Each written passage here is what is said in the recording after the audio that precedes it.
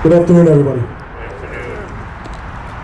As I stand here before you today, I'm filled with a profound sense of honor and pride to address my brothers and sisters in law enforcement, elected officials, members of the community, and most importantly, the family and friends of Sergeant Edward O'Grady, Police Officer Waverly Chipper Brown, and Brinks Guard Peter Page.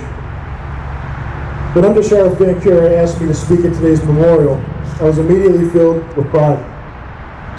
I also felt a deep sense of responsibility to ensure that I would do justice to this day of remembrance and continue the tradition of great speakers who have stood here before me. Today, as we do every year on this day, we gather to honor the memories of Sergeant Edward O'Grady, Police Officer Waverly Chipper Brown, and Brinks Guard Peter Page, and to acknowledge the pain experienced by their families and the entire law enforcement community. On October 20th, 1981, the normally vibrant Nyack Mall was transformed into a scene of chaos and horror when a group of armed robbers, part of a sophisticated criminal terrorist organization, targeted a Brinks armored truck servicing the Nyack National Bank. It was then that Brinks Guard Peter Page, Joseph Trombino, and James Kelly confronted them. Their heroism and dedication to duty cost Brinks Guard Peter Page his life that day, while Trombino and Kelly were seriously wounded as they bravely confronted these criminals. And at this very site where we stand today, a U-Haul truck carrying the Brinks robbery suspect was stopped by Sergeant Edward O'Grady, Police Officer Waverly Chipper Brown, Detective Artie Keene, and Police Officer Brian Lennon. Little did they know they were about to face the fight of their lives. This was a moment that every law enforcement officer trains for. A moment we know may come when we put on our uniform and wear our shield. It's a moment when good meets evil. Although they were outmanned and outgunned, the good guys won that day. But doing what is right, standing strong, and having the willingness to put others before oneself comes with a price. That day, Sergeant Edward O'Grady and Police Officer Waverly Chipper Brown made the ultimate sacrifice. As the Bible says in John 15:13, there's no greater love than to lay down one's life for one's friend. We will never truly know how many lives they saved that day. It is well documented that this terrorist organization was planning to continue their violent actions against numerous targets throughout the country, including NYPD precincts.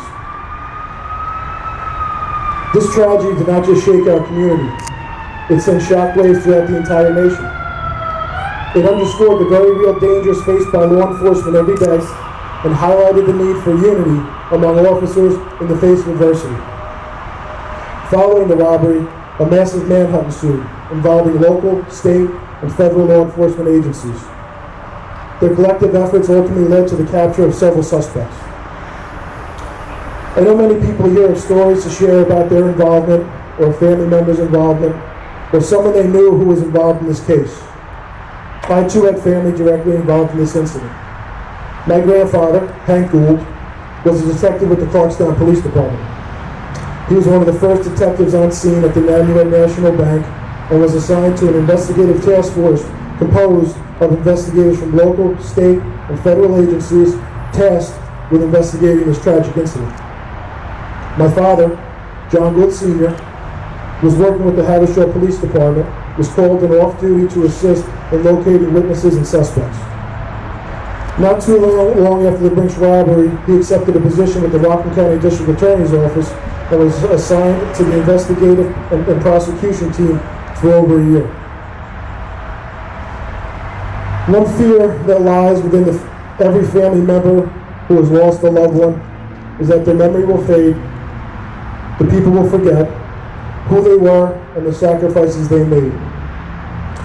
To the O'Grady, Brown, and Page families, I stand here before you today as someone who was not even born on October 20th, 1981. Yet I can stand here today and passionately speak about the events of that day and the impact they continue to have on law enforcement officers.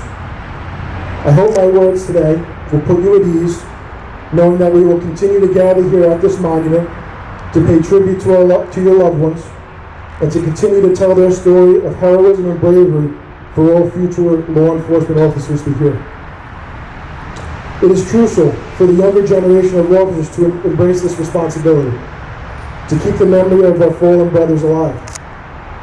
We have the opportunity to tell their stories, to uphold the values they represented, and to ensure that their dedication to duty and service is never lost. As we step into our roles as guardians of our community, we must remember that we are part of a legacy.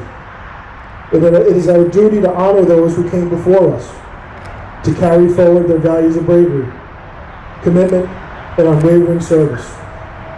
Let their memories serve as a guiding light.